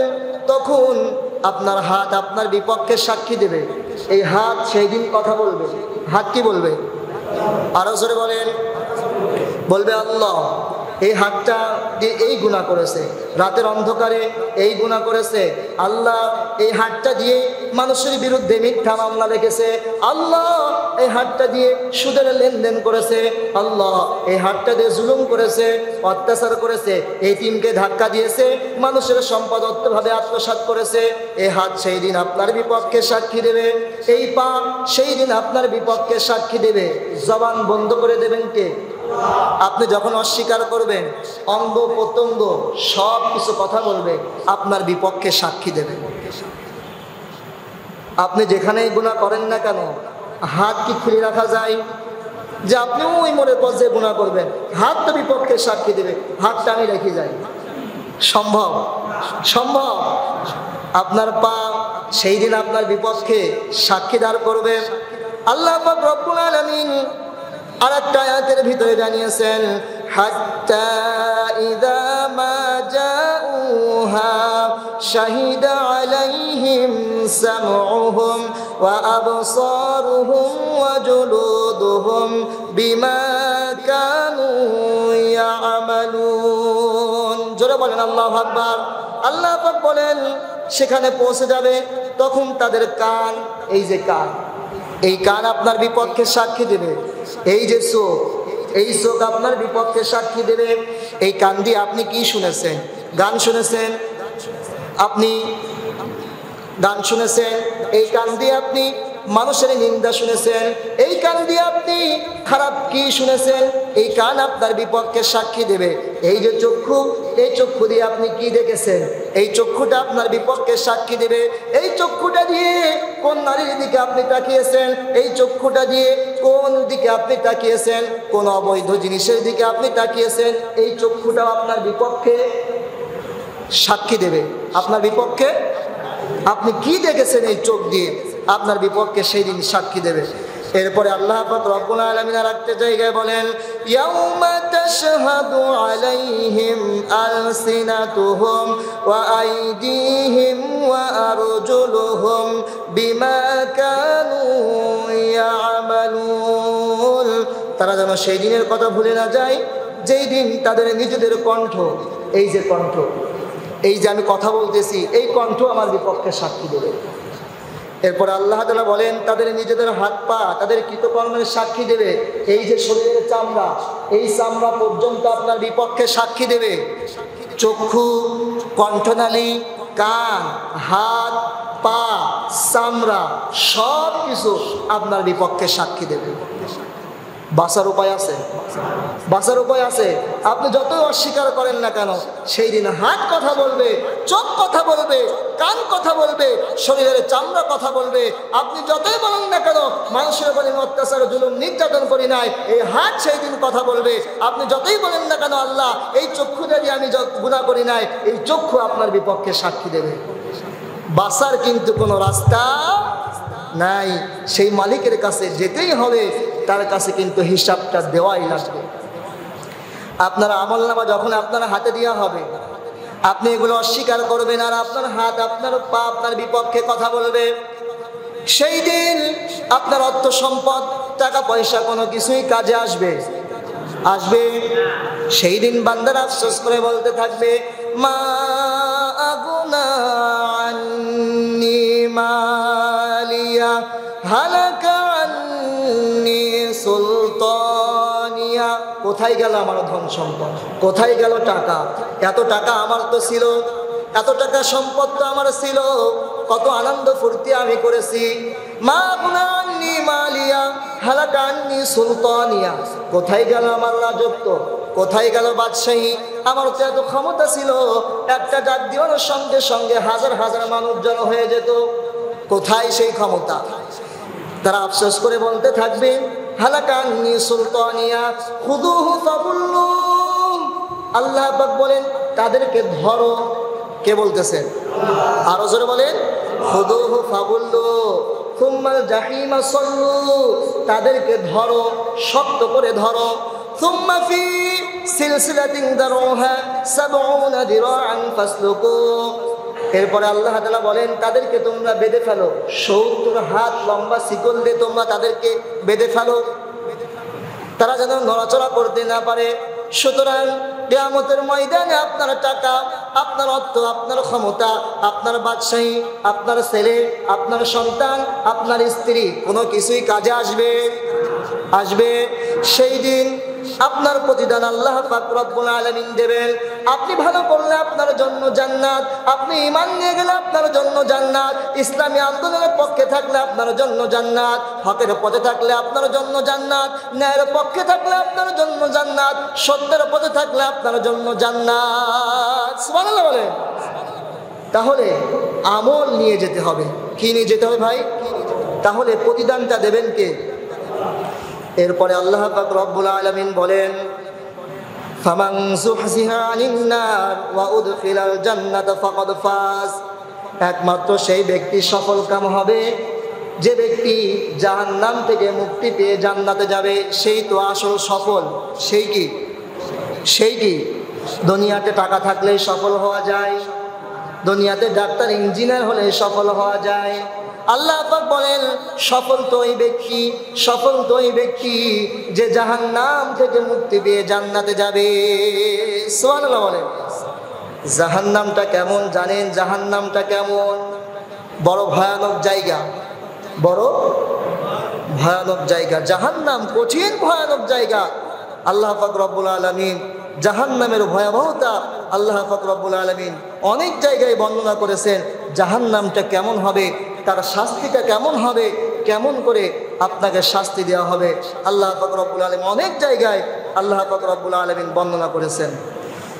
আল্লাহ পাক রব্বুল আলামিন বলেন, জাহান্নাম এমন একটি জায়গা, ইন্না জাহান্নামা কানাত মিরসাদা। জাহান্নাম হলো একটি গর্ত, একটি ফাঁদ। বলতেছেন কে? আরো জোরে বলেন। ইন্না জাহান্নামা কানাত মিরসাদা লিত্তাগিনা মাআবা। এখানে কারা থাকবে? যারা বিদ্রোহী করেছে। কি করেছে? বিদ্রোহী কি করেছে ভাই? যারা আল্লাহর সাথে বিদ্রোহী করেছে, কোরআনের সাথে যারা বিদ্রোহী করেছে, রাসূলের সাথে যারা বিদ্রোহী করেছে, আলেমদের সাথে যারা বিদ্রোহী করেছে, তাদের স্থান হবে কোথায়? আরো জোরে বলেন। এবার তারা কতদিন সেখানে থাকবে? লাবিসিনা ফিহা আহকাবা। যুগের পর যুগ তারা জাহান্নামের ভিতরে থাকবে।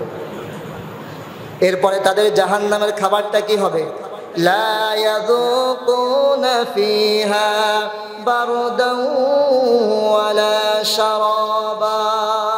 সেখানে ঠান্ডা পানযোগ্য কোনো জিনিসই তাদের স্বাদ পাওয়া যাবে না। লা ইয়াযুকুনা ফিহা বারদান ওয়ালা শারাবা ইল্লা হামিমান ওয়া গাসসাকা। তাদের জন্য থাকবে রক্ত ও পুজ। রক্ত কি? জাযাআ ওয়াফাকা। এটা হবে তাদের প্রতিদান। ইন্নাহুম কানু লা ইয়ারজুনা হিসাবা।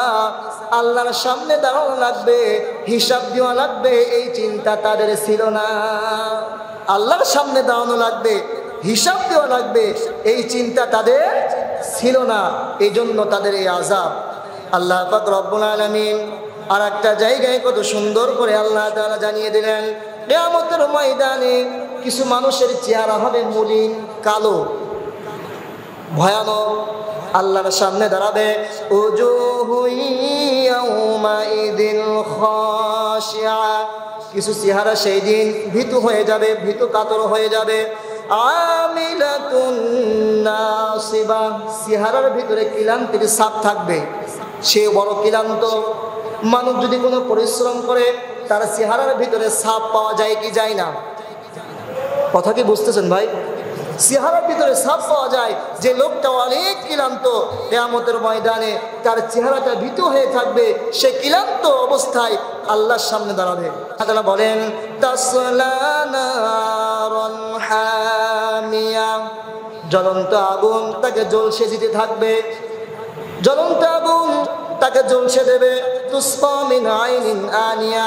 ফুটন্ত ঝর্ণার পানি তাদেরকে দেওয়া হবে পান করার জন্য। ফুটন্ত ঝর্ণার পানি, ফুটন্ত।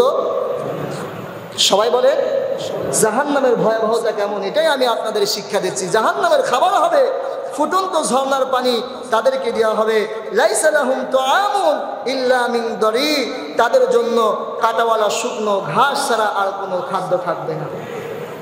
কাঁটাওয়ালা শুকনো ঘাস থাকবে, যেটা খেলে আপনার শক্তিও হবে না, আপনার পুষ্টিও আসবে না, আপনি খেতেও পারবেন না। ঠিক কি না? কাঁটাওয়ালা যুক্ত জিনিস খাওয়া যায়, সামান্য মাছের কাঁটা খেতে গেলে গলায় বেঁধে গেলে আর কিছুই খাওয়া যায় না।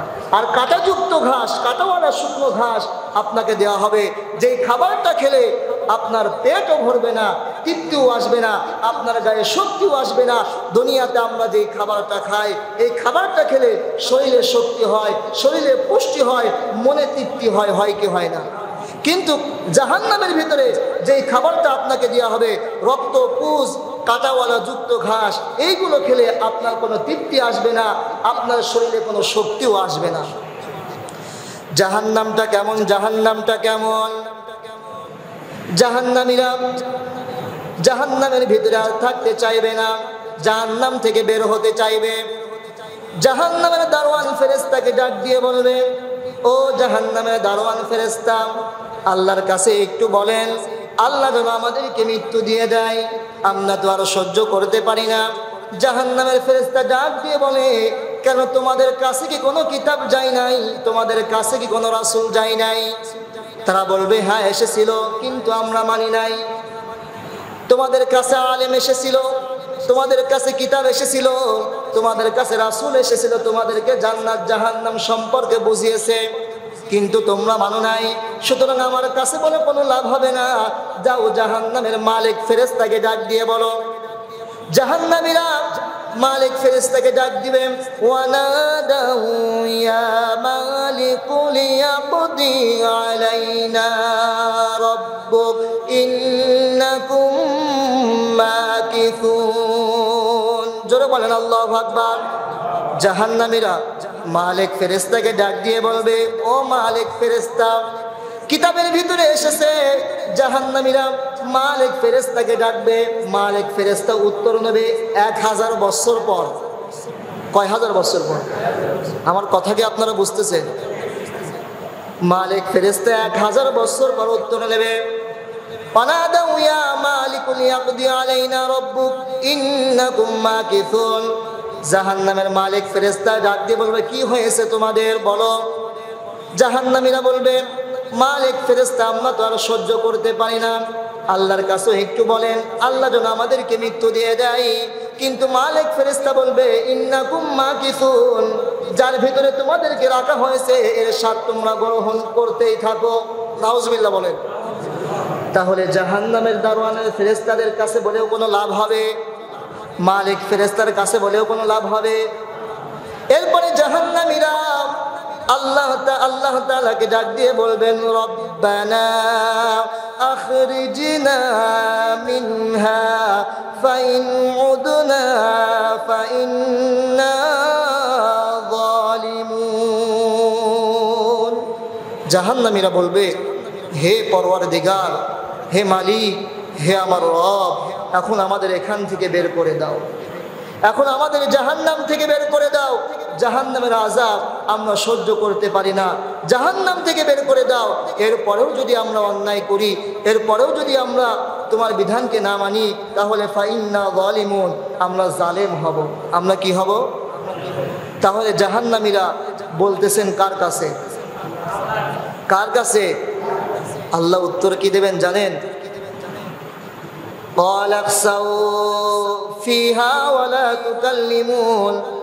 আল্লাহ তাআলা জবাব দেবেন, দূর হয়ে যাও, আমার সামনে থেকে দূর হয়ে যাও, ওই আযাব তোমরা গ্রহণ করো, তোমাদের সাথে আমার কোনো কথা নাই। নাউজুবিল্লাহ বলেন। সেই দিন আল্লাহ ছাড়া আর কোনো সাহায্যকারী থাকবে? সে আল্লাহ রব্বুল আলামিন যদি বলে, যাও, তোমাদের সাথে আমার কোনো কথা নাই, তোমাদের সাথে কোনো সাক্ষাৎ নাই, তাহলে বাঁচার উপায় থাকবে? বলেন, বাঁচার উপায় থাকবে? জাহান্নামীরা তাদের বাঁচার উপায় থাকবে না। তাদের কাঁটাযুক্ত ঘাস থাকবে, তাদের খাওয়ানো হবে, রক্তপুষ তাদের দেওয়া হবে, যেই খাবারটা খেলে তাদের শরীরে কোনো পুষ্টিও আসবে না, শক্তিও হবে না। পৃথিবীতে আমরা এমন একটা খাদ্য দেখি, যে খাদ্যটা খেলে মানুষের পুষ্টিও আসে না, তৃপ্তিও আসে না। সে জিনিসটা কি জানেন? মানুষ এমন একটা জিনিস পৃথিবীতে খায়, যে জিনিসটা খেলে মানুষের তৃপ্তিও আসে না, মানুষের পেটও ভরে না। সে জিনিসটা কি বলেন? সেই জিনিসটা হলো সিগারেট। সেই জিনিসটা কি? সিগারেট। সিগারেট খেলে মানুষের তৃপ্তি আসে? আসে। মানুষের তৃপ্তিও আসে না, পেটও ভরে না, বারবার ধরাইতেই থাকে, ঠিক কিনা? ওই সিগারেটটা হলো জাহান্নামী খাদ্য, জাহান্নামী খাদ্য। সম্মানিত হাজিরিন, তাহলে সেই দিন আল্লাহ পাক রব্বুল আলামিন বলবেন, যাও, তোমাদের সাথে আমার কোনো সাক্ষাৎ নাই, আমার কোনো কথা নাই, ওই স্বাদ তোমরা গ্রহণ করো। বলেন, সেই দিন বাঁচার উপায় থাকবে? সবাই বলেন, বাঁচার উপায় থাকবে? কখনো না। এজন্য আসুন, আমল নিয়ে আমাকে যেতে হবে। আমি যেই শিক্ষাটা আপনাদেরকে দিচ্ছিলাম, আল্লাহর কাছে তো আমাদের ফিরে যেতেই হবে। কিয়ামতের দিন আল্লাহ তাআলা আমাদেরকে প্রতিদান দেবেন, যে যে কাজ করবে তার প্রতিদান তাকে দেবেন। আর জাহান্নাম থেকে যে মুক্তি পেয়ে জান্নাতে যাবে, সেই হবে সফল। সুবহানাল্লাহ বলেন। জান্নাত এমন একটি জায়গা, আল্লাহ তাআলা বলেন, والذين آمنوا وعملوا الصالحات لهم جنات تجري من تحتها الأنهار خالدين فيها। আল্লাহ পাক রব্বুল আলামিন বলেন, যারা ঈমান আনবে, আমলে সালিহা করবে, তাদের জন্য জান্নাত, সেখানে তারা চিরকাল থাকবে। সুবহানাল্লাহ বলেন। সেখানে তারা চিরকাল থাকবে, যা ইচ্ছা তাই পাবে। সেখানে আপনার যা লাগবে আপনি শুধু মনে মনে ভাববেন, আপনার সামনে হাজির হয়ে যাবে। সুবহানাল্লাহ বলেন। সেখানে কোনো গ্যাস্ট্রিকের ওষুধও খাওয়া লাগবে না, কোনো বড়িও খাওয়া লাগবে না। আর দুনিয়াতে তো এমন অবস্থা, এখন একবেলা ভাত না খেলেও ওষুধ আগে খাওয়া লাগে। একটু ভালো মন্দ খেলাই আগে গ্যাস্ট্রিকের বড়ি খাওয়া লাগে। সেই দিন আপনার মন যা চাইবে জান্নাতের ভিতরে, আপনার মন যা চাইবে আপনি তাই পাবেন। শুধু আপনি ভাববেন, আপনার সামনে হাজির করে দেবেন কে? আরো জোরে বলেন। সম্মানিত হাজিরিন, এজন্য জান্নাতে যেতে হলে আপনারা আমল দরকার। কি দরকার ভাই? আমল দরকার। শেষ কথা, আমাল হায়াতুদ দুনিয়া ইল্লা মাতাউল গুরুর। আর দুনিয়াটা তো একটা বাহ্যিক প্রতারণার বস্তু ছাড়া আর কিছুই না। এই দুনিয়াটা হলো একটা ধোঁকার জায়গা, এই দুনিয়াটা হলো একটা খেল তামাশার জায়গা। এখানে সব ধোঁকা, সব ধোঁকা, সব ধোঁকা, কোনো কিছুই আপনার আপন না। আল্লাহ তাআলা বলেন, দুনিয়ার মায়ায় পড়ে, দুনিয়ার মহাব্বতে পড়ে, দুনিয়ার ভালোবাসা পড়ে তোমরা আমাকে ভুলে যেও না। তোমরা আমাকে, এই দুনিয়াটা হলো একটা নিছক ধোঁকার জায়গা। এটা একটা খেল তামাশার জায়গা, একটা খেলার মাঠ। একটা খেলার মাঠে দুইটা দল খেলে, একটা দল জেতে একটা দল হারে। ঠিক পৃথিবীতে এটা একটা খেলার মাঠ, এখানে একটা দল হারবে একটা দল জিতবে। যারা জিতবে তারা জান্নাতি, আর যারা হারবে তারা জাহান্নামী। ঠিক কিনা? সম্মানিত হাজিরিন, আল্লাহ পাক বলেন, যুয়্যিনা লিন-নাসি হুব্বুশ শাহাওয়াতি মিনান নিসাই ওয়াল বানিনা ওয়াল কানাতিরিল মুকানতারাতি মিনাদ যাহাবি ওয়াল ফিদ্দাতি ওয়াল খাইলিল মুসাওয়ামাতি ওয়াল আনআমি ওয়াল হারথ যালিকা মাতাউল হায়াতিদ দুনিয়া ওয়াল্লাহু ইনদাহু হুসনুল মাআব। আল্লাহ পাক রব্বুল আলামিন বলেন, দুনিয়াতে আমি তোমাদেরকে স্ত্রী দিয়েছি, তোমাদের অর্থ সম্পদ দিয়েছি, তোমাদের সন্তানাদি আমি আল্লাহ দিয়েছি, ধন সম্পদ টাকা পয়সা গবাদি পশু আমি আল্লাহ দিয়েছি, এটা তোমাদের পরীক্ষা করার জন্য। সুতরাং তোমরা এইগুলো পেয়ে আমাকে তোমরা ভুলে যেও না। যালিকা মাতাউল হায়াতিদ দুনিয়া, এইগুলো দুনিয়াতেই শেষ হয়ে যাবে। স্ত্রীর ভালোবাসা দুনিয়াতেই শেষ, সন্তানদের ভালোবাসা দুনিয়াতেই শেষ, বন্ধু বন্ধুর ভালোবাসা দুনিয়াতেই শেষ, টাকা পয়সার গরম দুনিয়াতেই শেষ, ক্ষমতার গরম কিন্তু দুনিয়াতেই শেষ। আল্লাহ পাক বলেন, যালিকা মাতাউল হায়াতিদ দুনিয়া, এইগুলো কিন্তু দুনিয়াতেই শেষ। আল্লাহু ইনদাহু হুসনুল মাআব, আর এর চাইতে উত্তম প্রতিদান রয়েছে আমার কাছে। সুবহানাল্লাহ বলেন। দুনিয়ার চাইতে উত্তম প্রতিদান রয়েছে কার কাছে? আল্লাহর কাছে। সম্মানিত হাজিরিন, শেষ কথা এটাই, দুনিয়ার ধোকায় পড়া যাবে না, দুনিয়ার মায়ায় পড়া যাবে না, দুনিয়ার ক্ষমতায় আসক্ত হওয়া যাবে না। সম্মানিত হাজিরিন, যে কথাগুলো আমি আপনাদেরকে বোঝালাম, 183-84 নম্বর আয়াতের কথা হলো, আল্লাহ তাআলা বলেন, হে মুহাম্মদ, মানুষ তোমাকে মিথ্যাবাদী বলে, তোমাকে কবি বলে, তোমাকে সাহিত্যিক বলে। এর আগেও আমি অনেক নবী রাসূল পাঠিয়েছি, অনেক কিতাব পাঠিয়েছি, তারাও তাদেরকে মিথ্যাবাদী বলে ঘোষণা দিয়েছে। হে নবী, আপনি মন খারাপ করবেন না, আপনি উপদেশ দিতেই থাকেন। সুবহানাল্লাহ বলেন। সম্মানিত হাজিরিন, এরপরে আল্লাহ তাআলা বলেন, তারা তোমাকে যতই মিথ্যাবাদী বলুক না কেন, যতই কবি বলুক না কেন, কুল্লু নাফসিন যায়িকাতুল মাউত, আমার কাছে কিন্তু আশাই লাগবে। যাওয়া লাগবে কি লাগবে না? কেউ বাঁচবেন? সর্বোচ্চ কয় বছর বাঁচবেন? কে কখন যায় বলা যায় না। পিতা বেঁচে আছে, সন্তান দুনিয়াতে নাই। দাদা আছে, নাতি ছেলে দুনিয়াতে নাই। আছে না নাই? আমার ভাইরা, যেতে হবে, কেউ বাঁচবো না। ওয়া ইন্নামা তুওয়াফাউনা উজুরাকুম ইয়াওমাল কিয়ামা, আপনি যে যে কাজ করবেন প্রতিদান দেবেন কে? ফামান যুহজিহা আনিন নার ওয়া উদখিলাল জান্নাতা ফাকাদ ফাজ, সেদিন সফল কাম ওই ব্যক্তি হবে যে জাহান্নাম থেকে মুক্তি পেয়ে জান্নাতে যাবে, সেই হলো সফল কাম। আমাল হায়াতুদ দুনিয়া ইল্লা মাতাউল গুরুর, আর দুনিয়ার ধোকায় পড়া যাবে না। আজকের দুইটা আয়াতের কথা ছিল এই, আল্লাহ তাআলা নবীকে সান্ত্বনা দিলেন, আর আমার কাছে আশাই লাগবে, ভালো মন্দ যে যা করবে এর প্রতিদান আমি আল্লাহ দেব।